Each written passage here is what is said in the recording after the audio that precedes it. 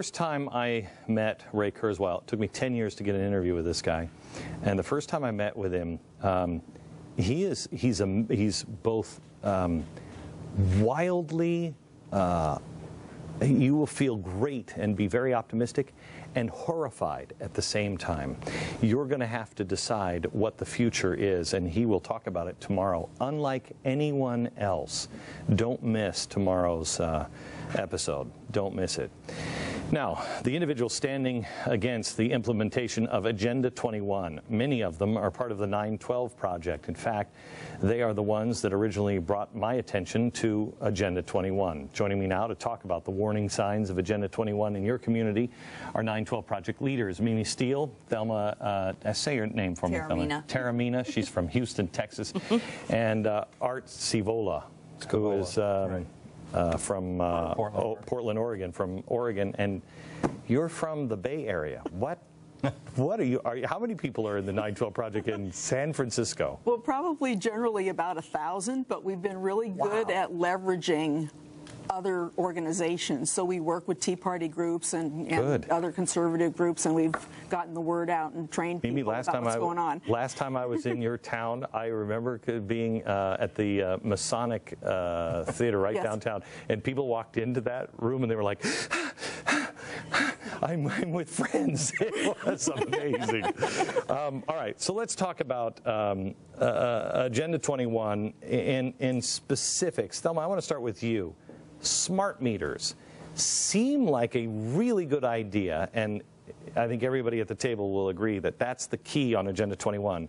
Everything's great. This is going to make things either easier or better or more sustainable. Smart meters. Smart meters are actually surveillance devices that they are putting on our homes in Texas now. Texas is one of the lead states in this, and they even went to the White House and pitched what they were doing and how wonderful it was. What they're actually doing is not giving any consumers a choice in Texas. If they tell you you have to have a smart meter, you have to have a smart meter. We're fighting it. We have petitioned the PUC in Texas twice. They have denied us public hearings, and now we have an appeal that's in the courts to push for that public hearing because the information needs to get out to the majority of people that are in Texas. Why? Because this is the part that people will say, oh, that's a conspiracy theory, smart meters are a surveillance device. Well, with smart meters, eventually the appliances are going to have chips in them that actually will talk to the smart meters. Many of them already do. Yeah, they're already manufacturing them. And one of the companies out of Texas actually bought a company that manufactures those chips.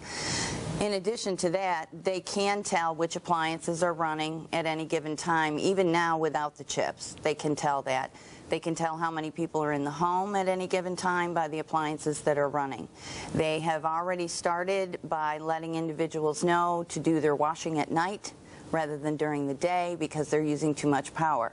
They've also notified people that their power usage is more than their neighbors, and they want to know why, and have told them, and it's on their bills, that they are monitoring that power usage every single month. And in addition to that, there are health concerns. There are health concerns with this. And Europe, some countries have already banned them because of the health concerns.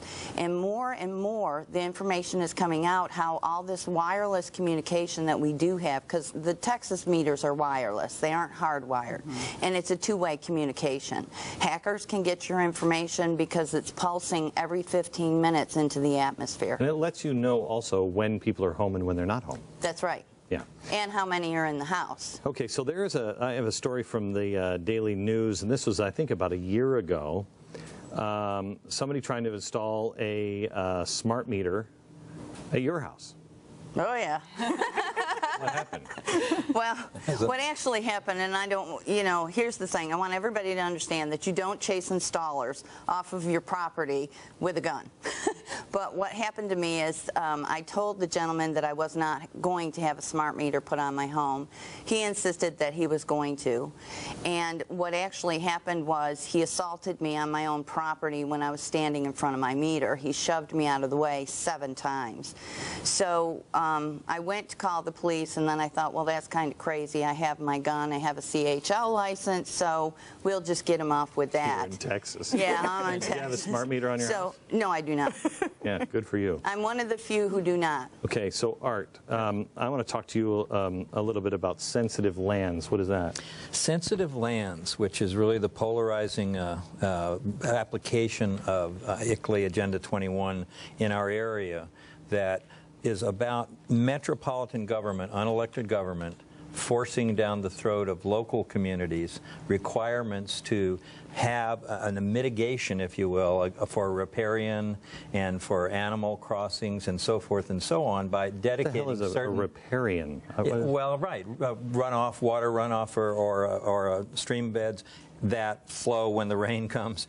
And to be able to accommodate those things, they applied overlays to some 200 homeowners' private property in our town. And it became a very, very long, drawn-out, polarizing fight, and it's still there. Okay, you could have been speaking French to me.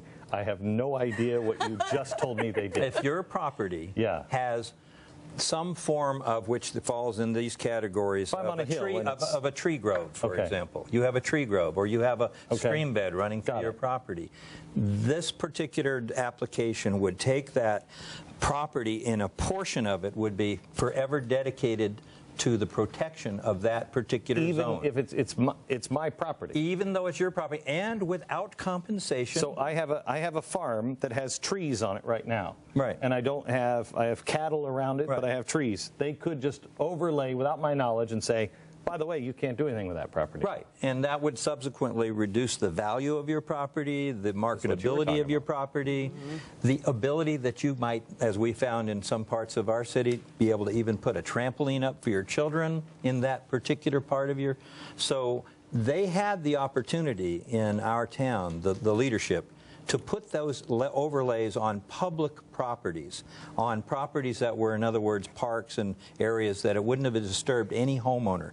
They chose instead, and selectively chose, and it was very interesting how the map actually worked, but I won't go details with that, but they selectively chose 200-plus homes to do this in, and it caused a complete uproar within our city, and we were able to, this election, turn away the people that were the proponents and gain a majority mayorally and council-wise. Mimi, tell me, they're planning, they have a 25-year plan in the Bay Area.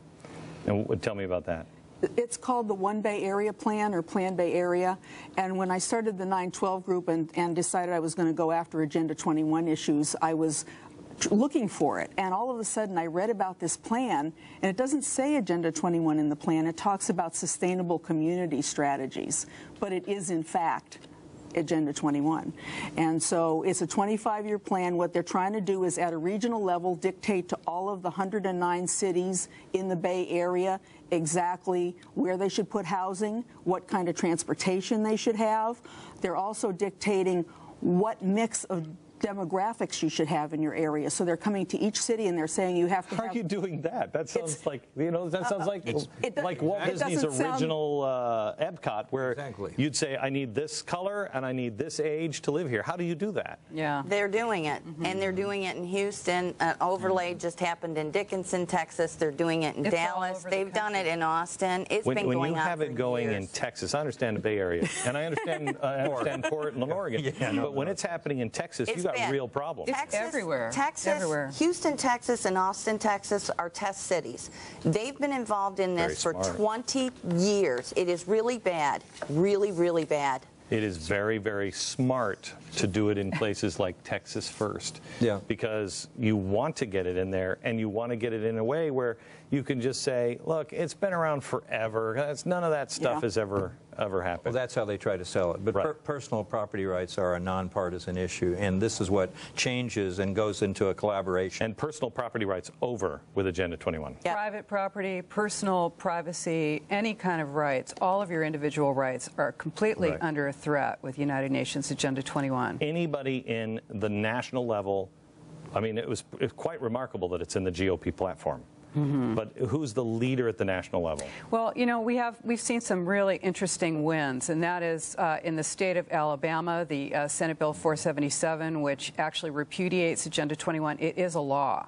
But see, because it's when cities and counties fight it, if it's not identified as Agenda 21, you have to do that work for them and identify it for them. Okay, a lot of work to do. We'll have you guys back again. Thank you so much. Back in a minute. Thank you.